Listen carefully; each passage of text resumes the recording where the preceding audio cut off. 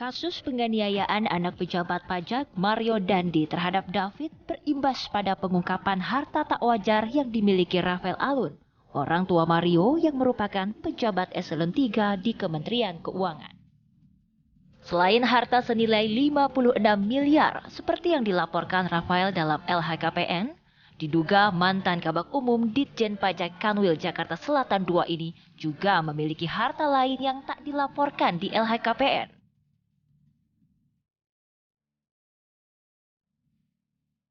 Benar saja, dalam penelusurannya, Selasa kemarin, Pusat Pelaporan dan Analisis Transaksi Keuangan (PPATK) mengungkapkan bahwa nilai transaksi janggal dari rekening Rafael dan keluarganya mencapai lebih dari 500 miliar.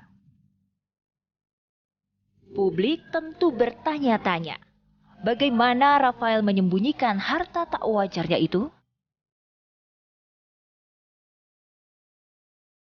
Bagaimana pula penegak hukum bisa melacak harta tak wajar Rafael dan pejabat lain yang terindikasi melakukan tindak pidana korupsi?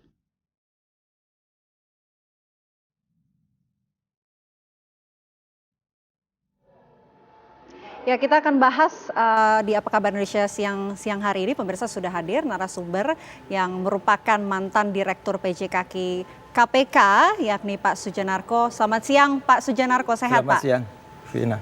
Pak, ini Sehat. kan kasus Rafael Alun Trisambodo nih cukup menjadi sorotan publik ya, apalagi memang caranya menyembunyikan harta kekayaannya, Pak. Yang ingin kita tahu sebetulnya gimana sih cara pejabat-pejabat seperti Rafael ini menyembunyikan hartanya? Iya, yang pertama tentu birokrasi itu ada dua ya. Yang satu yang murni ingin mengabdi ke masyarakat, yang kedua yang pengen kaya. Saat birokrasi punya kewenangan dan pengen kaya, maka biasanya memanfaatkan kewenangannya. Lah, karena kekayaan itu juga takut dilacak oleh para penegak hukum, mereka membuat instrumen-instrumen penyembunyiannya. Ada misalnya ke industri, ke bisnis, membuat atas nama atau beneficiary owner, mencetak gatekeeper dan lain-lain. Saya yakin pejabat pajak itu juga kalau hartanya dilacak, maka sebetulnya dia sudah mempersiapkan instrumen-instrumen untuk menyembunyikan hartanya. Nah, kemudian gimana cara KPK bisa mendalami hal tersebut setelah mendengar klarifikasi dari pejabat yang dihadirkan untuk mendengarkan klarifikasi ini? Gimana sih cara KPK menemukan cara kerjanya, Pak? Ini yang pertama, kalau menanggapi pejabat pajak itu KPK sangat terlambat ya. Yang pertama tahun 2012 KPK mendapatkan laporan itu pun disisi oleh PPATK. Nah, kalau itu disisi itu artinya kerja-kerja PPATK itu bukan atas permintaan KPK.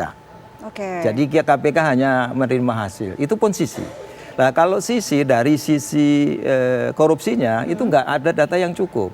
Sehingga PPATK memastikan bahwa data-data laporan PPATK itu lebih baik ditangani oleh penegak hukum yang lain. Kemungkinan PPATK menemukan motif-motif money launderingnya, bukan menemukan motif-motif korupsinya. Nah, untuk KPK sendiri sebetulnya metodenya udah banyak. Dan kalau dari data-data LHKPN harusnya itu data yang sangat kaya. Yang pertama, kalau laporannya itu suspicious itu dalam arti hartanya lebih rendah atau hartanya lebih tinggi dari profilnya, itu masuk ke kategori suspicious. Yang kedua, KPK juga bisa melakukan pelacakan-pelacakan terkait dengan gaya hidup PN dan keluarganya. Kalau gaya hidupnya juga tidak sesuai dengan profilnya, maka itu termasuk spesies, sesuatu yang mencurigakan. Berdasarkan spesies itu, KPK harusnya proaktif melakukan verifikasi terhadap LHKPN yang bersangkutan. Kira-kira seperti itu. Terkait gaya hidup, Pak, ini kan kalau kita lihat juga beberapa pejabat ada yang memamerkan gaya hidupnya, tapi kenapa baru sekarang, Pak, ditindak? Gimana menurut Anda? Ya, saya yakin ada kesulitan di KPK ya, karena gini, illegal asset itu di KPK tidak bisa ditindaklanjuti. Apa kesulitannya, Pak? Ya, yang pertama instrumen hukum kita nggak memadai. Kalau kita punya undang-undang perampasan aset, maka yang disebut dengan illegal asset itu bisa dirampas oleh negara. Kalau KPK perampasan aset itu harus melalui pidana. Nah, kalau melalui pidana, maka harus diurai tempus dan lokusnya. Oke. Nah, ini yang menarik adalah ada 500 miliar data-data transaksi dari PPATK mulai 2019 sampai 2020 berapa tadi? Sampai akhir-akhir ini ya.